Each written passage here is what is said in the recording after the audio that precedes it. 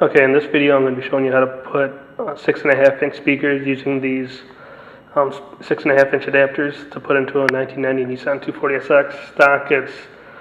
They have the size 4x6, which is kind of an oddball size for sound quality and such. 6.5s are much better, so I guess you got these adapter plates. I'm going to be putting them into the car.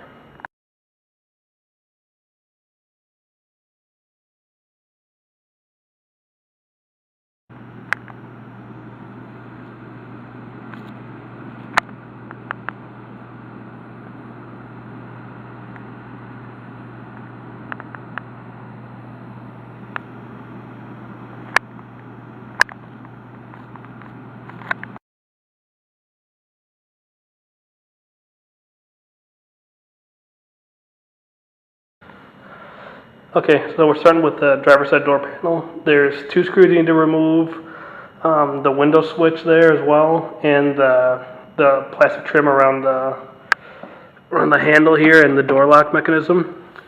One of the screws is right here, which on mine you can see is missing, so somebody has gotten to it and apparently didn't want to put it back in.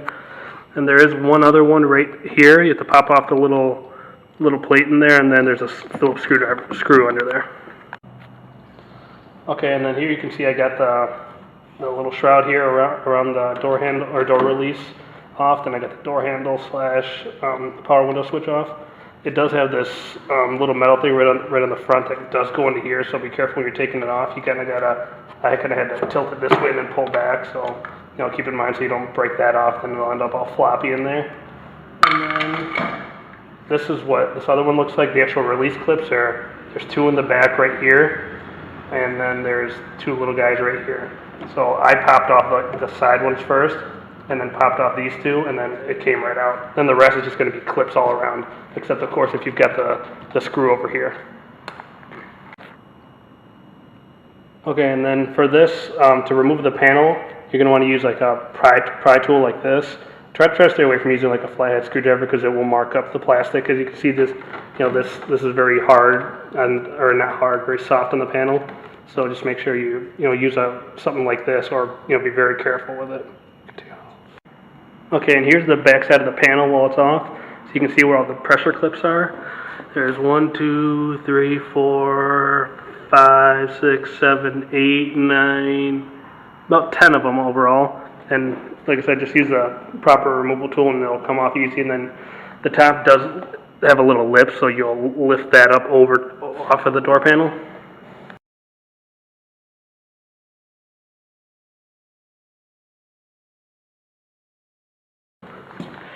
And you can see here, there is already some aftermarket 4x6 speakers in there, but I'm going to be removing those and getting rid of that whole plate right there, and then putting the aftermarket 6.5-inch. Okay, so I got that removed. There's just 4 Phillips screws there, all the way around there. You can't miss them.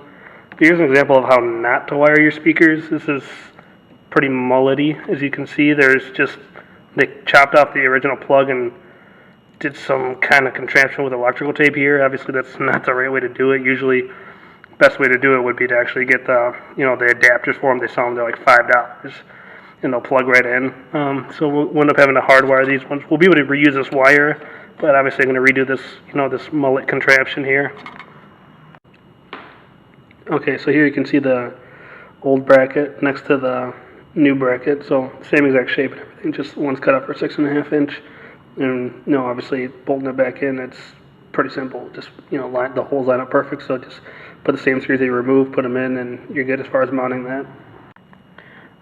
Okay, as you can see here now, I've went ahead and soldered the aftermarket plug to the existing factory wiring. The reason was because it was chopped. Otherwise, I would have just used the adapters. And then, I soldered them, heat shrunk them, just to put heat to them, so they shrunk up under there nicely. And then these same ends will fit onto my new Kenwood speakers. So now you pretty self-explanatory. There's holes there to line up for your Kenwood speakers, or any speakers really, and the plastic is, it's pretty soft, so you'll be able to easily drill new holes if needed. Okay, so you can see now I got the driver's side speaker done. I just tested it out. Sounds great. Sounds way better than little 4x6, and they actually have a little bit more mid-bass to them. But yeah, so now I'm going on to the passenger side.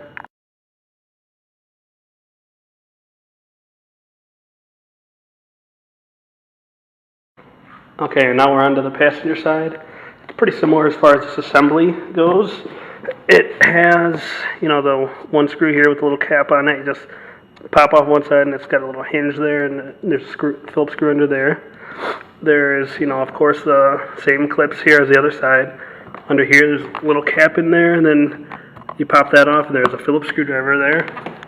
And then over here, it looks like it's got a flat head, which I'm not sure if that's factory, because I believe my old one had a Phillips, but either way, there'll be a screw there, and then this will twist off and come up. And then the rest is, clips all the way around the edges, just like, on the driver's side. Okay, and once again, we got this side off, and of course, we got the sweet mullet engineering here again, just taped up wires, which it's not a very secure connection, because watch how easily I just rip that apart. So that's not how you want to do your connections. We're going to be soldering that connection and heat shrinking. Okay, and then here's a shot of the passenger side plates. Same thing, just the same shape and everything like that, but fit for a 6.5 inch, and it'll bolt right up there. Same screws that came up, or it came off of the old one holding it on.